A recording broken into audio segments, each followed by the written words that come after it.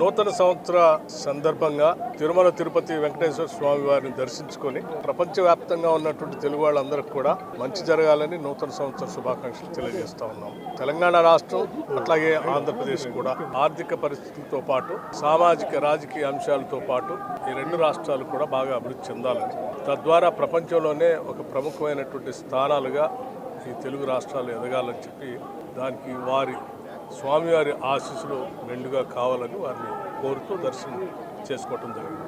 మీకు, మీ యాజమాన్యానికి, మీ సిబ్బందికి కూడా అట్లా మీ శ్రోతలకు కూడా నూతన సంవత్సర శుభాకాంక్షలు తెలియజేస్తా ఉన్నాం. నమస్కారం.